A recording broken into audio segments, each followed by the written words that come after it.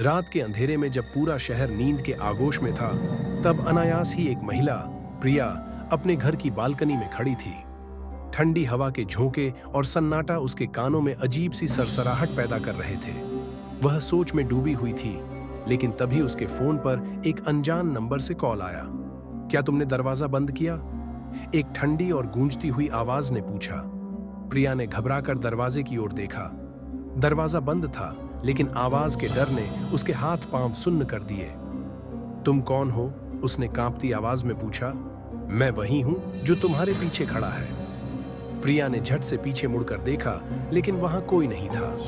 उसकी धड़कन तेज हो गई। उसने फोन काट दिया और जल्दी से सभी खिड़कियों और दरवाजों की जांच की। सब कुछ ठीक था, लेकिन उसकी बेचैनी बढ़ रही थी। कुछ मिनट बाद फोन फिर बजा। इस बार मैसेज आया, तुमने जो किया है उसकी सजा मिलेगी। प्रिया ने तुरंत पुलिस को कॉल करने की कोशिश की, लेकिन नेटवर्क गायब हो गया। उसका दिमाग तेजी से काम कर रहा था। उसने अपने कॉलेज के दिनों की एक घटना याद की, जब उसके दोस्त रोहित ने उसे बताया था कि उसकी जान खतरे में है। तब उसने उसे नजरअंदाज कर दिया था, और फिर एक दिन रोहित अचानक गायब हो गया। क्या यह सब उसी से जुड़ा था? तभी घर की लाइट्स अचानक बंद हो गईं। घने अंधेरे में वह अपने दिल की धड़कन और किसी के कदमों की आवाज सुन सकती थी। कौन है? उसने चिल्लाकर पूछा। एक धीमी आवाज आई, याद है रोहित को, अब तुम बारी है। प्रिया कांप गई। अंधेरे में उसने महसूस किया कि कोई साया उसकी ओर बढ़ रहा है। उसने पास पड़ी छड़ी उठाई और अंधेरे में वार किया। एक चीख गूंजी और सन्नाटा छा गया। लाइट अचानक वापस आ गई। सामने फर्श पर खून फैला था और एक अजनबी आदमी बेहोश पड़ा था। पुलिस ने उसे गिरफ्तार कर लिया। जांच में पता चला कि यह व्यक्ति रोहित का भाई था, जो उसकी मौत के लिए प्रिया को जिम्मेदार मानता था। लेकिन कहानी यहीं खत्म नहीं हुई। कुछ दिनों बाद प्रिया के फोन पर एक और मैसेज आया। खेल अभी खत्म नहीं हुआ है।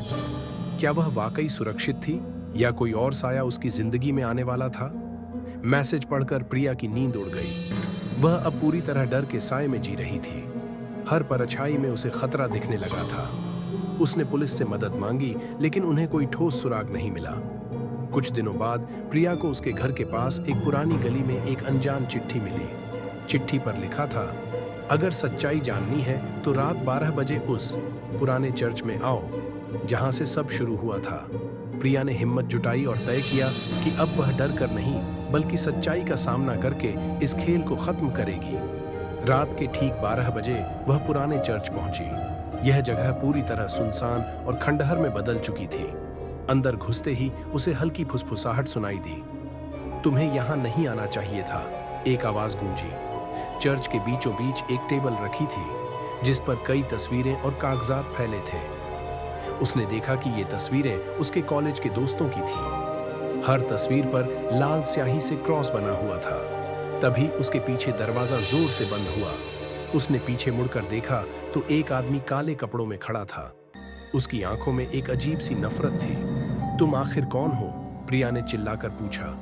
मैं वही हूं जिसे तुमने कभी नजरअंदाज किया। मैं रोहित का सबसे अच्छा दोस्त था। जब वह मर गया तुम सबने उसे भुला दिया, लेकिन मैं नहीं भूला। रोहित की मौत एक हादसा थी, मैंने कुछ नहीं किया। प्रिया ने सफाई दी। झूठ, उसने चिल्लाया। उस दिन तुम्हारी वजह से वह उस पार्टी में गया जहां उसने जहर खा लिया। तुम सबकी बेपरवाही ने उसे मरने पर मजबूर किया। यह सुनकर प्रिया के दिमाग में वह पुरानी पार्टी की यादें ताजा हो गईं। रोहित उदास था, लेकिन किसी ने उसकी तकलीफ को गंभीरता से नहीं लिया। मैं अपनी गलती मानती हूँ, प्रिया ने कांपती आवाज में कहा। लेकिन क्या इससे तुम्हारी बदला लेने की नफरत खत्म हो जाएगी? उस आदमी ने एक पल सोचा, फिर धीरे धीरे उसने अपने चेहरे से नकाब हटा दिया। यह वही था जिसे उसने कभी रोहित के साथ देखा था। अर्जुन, तुम सही कह रही हो, अर्जुन ने भारी आवाज में कहा। नफरत ने मुझे अंधा कर दिया था। मैंने सोचा कि तुम्हें डराकर, तुम्हें सजा देकर मैं रोहित के लिए न्याय कर रहा हूं, लेकिन शायद मैं गलत था। अर्जुन ने खुद को पुलिस के हवाले करने का फैसला किया। प्रिया ने भी अपनी गलती स्वीकार की और रोहित के नाम पर एक ट्रस्ट स्थापित किया, जो मानसिक स्वास्थ्य और दोस्ती के महत्व को बढ़ावा देता। कहानी खत्म होने के बाद प्रिया को एहसास हुआ कि डर से लड़ने का सबसे अच्छा तरीका सच्चाई का सामना करना है। साया का राज सुलझ गया लेकिन यह उसे जिंदगी का एक बड़ा सबक सिखा गया। हर गलती का पश्चाताप जरूरी है, लेकिन बदला कभी समाधान नहीं हो सकता।